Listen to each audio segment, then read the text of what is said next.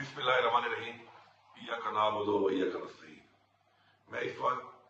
پاکستان میں رہنے والے تمام پاکستانیوں سے اور پوری دنیا میں جتنے بھی وسیع پاکستانی ہیں ان سے مخاطب ہوں۔ عمران خان جو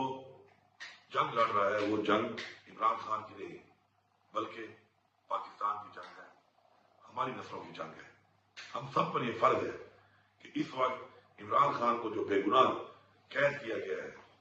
اور ہماری پارٹی کے ساتھ جو ظلم اور فسائیت جاری ہے اس کے لیے ہم سب نے نکلنا ہے۔ ہم سب انشاءاللہ 24 نومبر کو ڈی چوک پہ عمران خان صاحب نے ہمیں مطالبات پورے ہونے تک کا جو دھرنے کا اعلان کیا ہے، ہم سب نے وہاں پہنچنا ہے اور اس وقت تک وہاں سے نہیں جانا جب تک ہمارے مطالبات پورے نہیں ہوتے۔ ہمارے مطالبات سب سے پہلے عمران خان کی، ہماری لیڈرشپ اور ہمارے کارکنان کی رہائی ہے۔ اس کے بعد ہمارے مطالبات،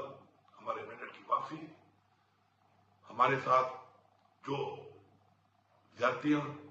فسائیت اور آئین کو توڑ کر، قانون کو توڑ کر جو کچھ کیا گیا ہے، آئین کا تحفظ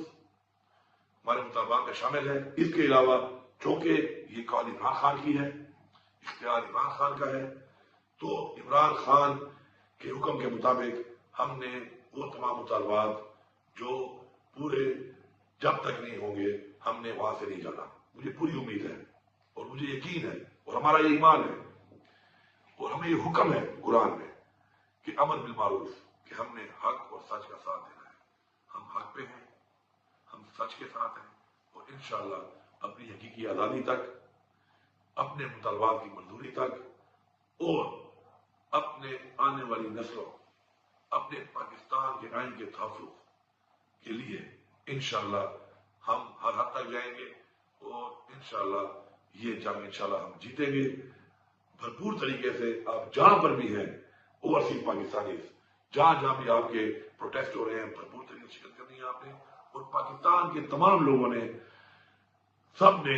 ایک ہی منزل ہے ڈی چوک، جہاں پر ہر صورت میں پہنچنا ہے۔ جتنی بھی رکاوٹیں ہوں آپ اس کا مقابلہ کرنا ہے۔ اور میں آخر میں اس حکومت کو وارننگ دے رہا ہوں کہ آپ ہمارے اوپر شیلنگ کرتے ہیں، ہمارے اوپر ربڑ بلیٹس چلاتے ہیں، ہمارے اوپر آپ بے انتہا تشدد کرتے ہیں، ہمارے راستوں میں خندقیں کھودتے ہیں، کنٹینر کھڑے کرتے ہیں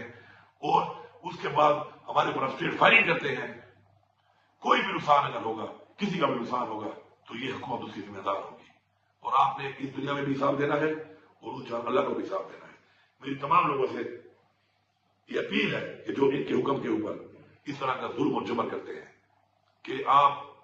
حق کا ساتھ دیں، آپ آئین کے مطابق جو آپ کو ذمہ داری دی گئی، جس آپ نے حلف لیا ہے، اس کے مطابق آپ اپنا فرض پورا کریں۔ کسی کا غیر قانونی آرڈر مان کر، اپنے ہی لوگوں پہ ظلم کر کے، جبر کر کے، غیر قانونی طریقے سے تشدد کر کے آپ نہ اس جہاں سے ظلم ہوں گے اور نہ اس جہاں سے ظلم۔